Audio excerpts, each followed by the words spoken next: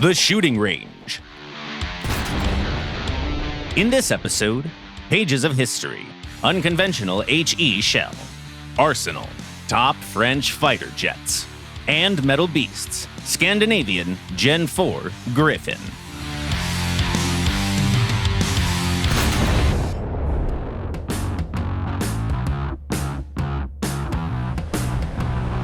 The air superiority update brought along a fresh batch of new top aircraft. We saw the brand new F-15, Su-27, Mirage 4000, and an aircraft that looks like it's a bring your kid to work day. Well, let's zoom in on this formidable addition. This is the Saab JAS39 Gripen, which means Griffin in English. The fighter features two modifications in our game: the Swedish 39A and the South African 39C, the latter of which is found in the British tech tree. The most noticeable feature here is the canard design, meaning the aircraft has a small foreplane placed before the main wing. Swedish engineers sure love building unconventional planes, so we can say that the 39 is a natural addition to the line of Saab jet fighters. The size of this plane is something else.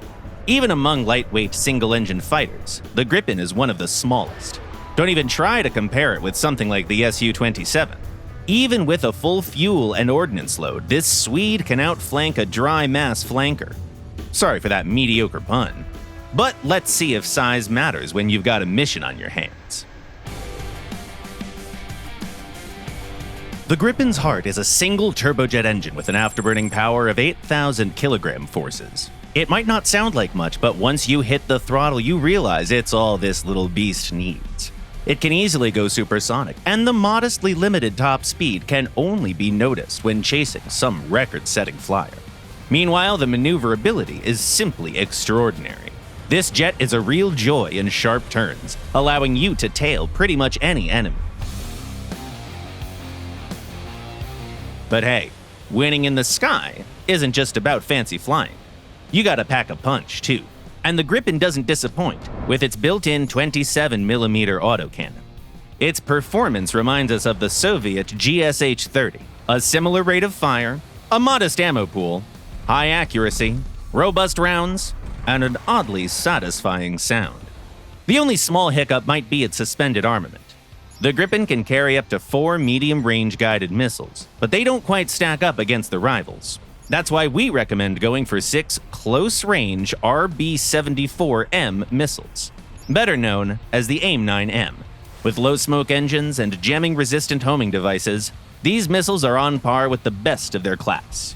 Besides, 4 of them can be placed onto special hardpoints that also serve as countermeasure pods. This also increases the total number of flares and chaff up to 720.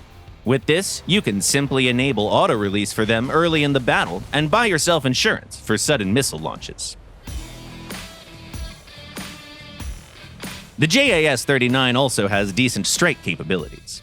It has 4 wing hardpoints capable of carrying the GB-10, 12, 16, and 24 guided bombs, as well as the Maverick fire-and-forget air-to-surface missiles. The total payload capacity seems small, but remember the size of the plane. Besides, it can use a targeting pod equipped with thermals and an auto-tracker for guidance. All in all, the Gripen is one quirky aircraft among the top-ranking jet fighters. While the big guns are keeping their cool at a distance, the JAS-39 dives right into the thick of it. And guess what? It loves every bit of that mid-air brawl.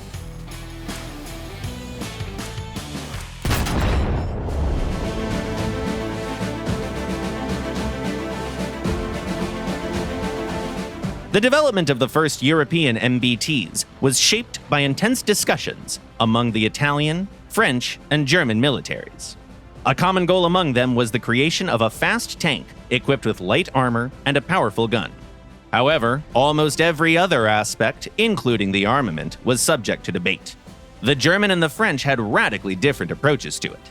The Germans favored the British Royal Ordnance L7 gun, which allowed for a variety of ammunition types, including discarding sabot and heat shells.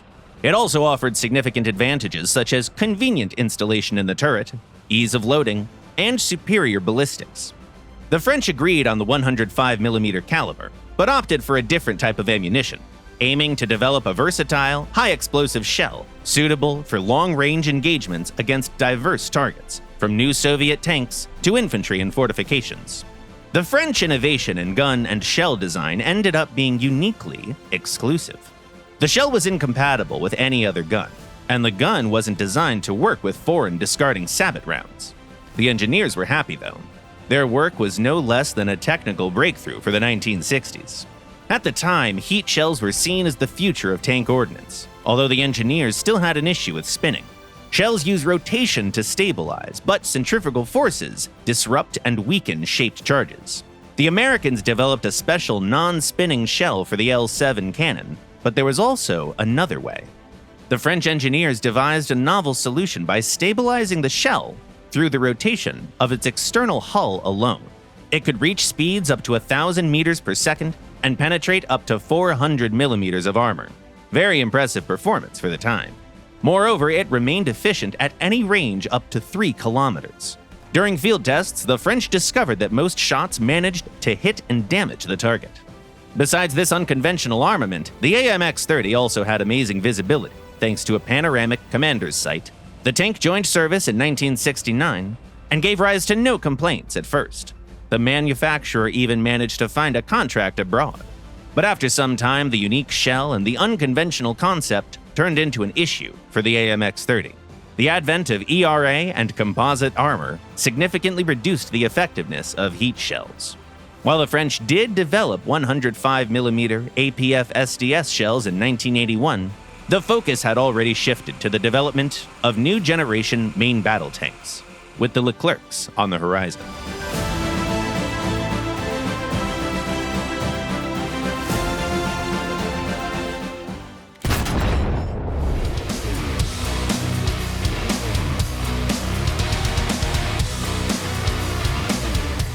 The arsenal has showcased a large variety of aircraft already, but for some reason they were either American or Soviet. Time to change that. In this episode, we're going to talk about the best loadouts for the French skyfighters. We'll focus on 3 models in this episode: the 2005F, the 2000D R1, and the new Mirage 4000. Let's discuss air combat first. The Mirages can carry multiple types of missiles, and we believe 2 of them to be the most efficient: the Matra R550 Magic II and the Matra Super 530D. The Strike Mirage can only carry close-range missiles, so the choice is straightforward. As for the other 2, we recommend you create multiple loadouts with various mixes of air-to-air missiles. Some pilots prefer engaging at long range first, while others may prefer the Gripen tactic, meaning you won't even need medium-range missiles. Besides the AAMs, the 2000 series can also be fitted with a gun pod. It's a good boost to firepower, and actually the only way to have a gun for the strike version. You might also consider a drop tank.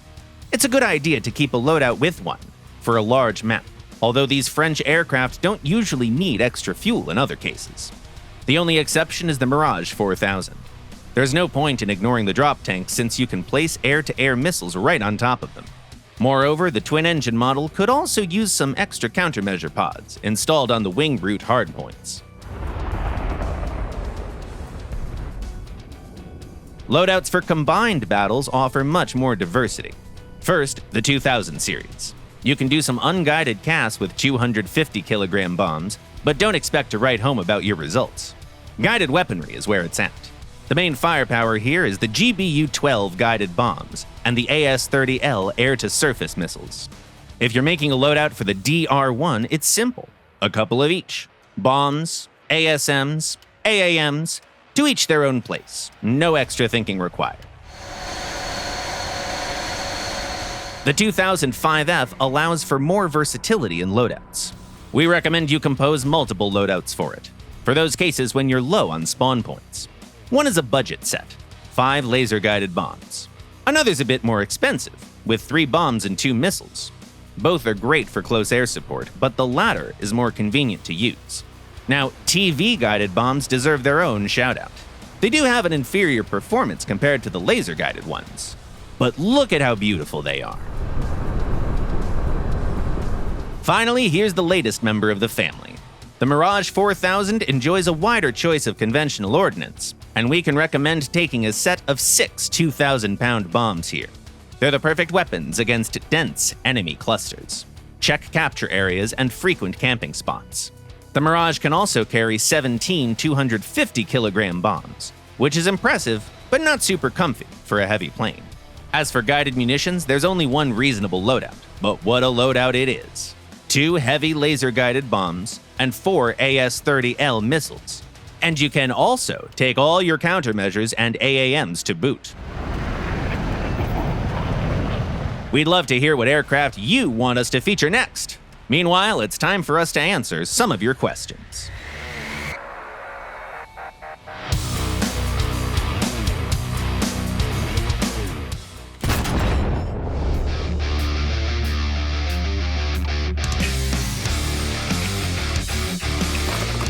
The first question was sent by a player called Oliver Bacon. How can I rewind while watching replays? Hi, Oliver. Before joining a battle, go to Options, Main Parameters, Replays, and Spectator Mode, and set Record a Rewindable Replay to Yes. You can also set up snapshot recording intervals while you're here. Snapshots are markers in a replay shown on the timeline, and you can use them to both fast forward and rewind. Blake116 asks, wait, what do you mean the lead is calculated automatically? Hey Blake, modern tanks have fire control systems that help the gunner hit the target. Here's how it works in the game.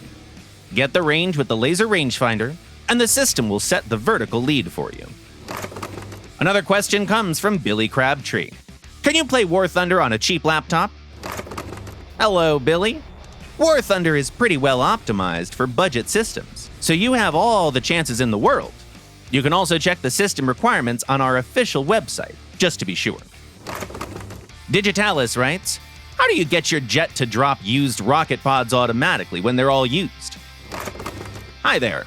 Go to Options, Main Parameters, Air Battle Settings, and scroll all the way down to Empty Weapon Containers Automatic Jettison.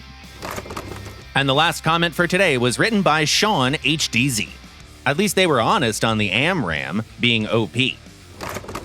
Hi, Sean. We understand that you'd really love to get some missiles with active radar guidance, and we'd love it too. But we'd also love to give this cutting-edge weapon to all nations at once, to prevent one of them from becoming too OP. We're working on it. That's it for today. You've been watching The Shooting Range by Gaijin Entertainment, and the next episode will premiere the following Sunday at 4 p.m. GMT or noon Eastern Time. Subscribe and click the bell if you don't want to miss our next videos. Don't forget to bow to your Griffin before respectfully climbing in. Leave a like, share your thoughts and comments, and see you next week.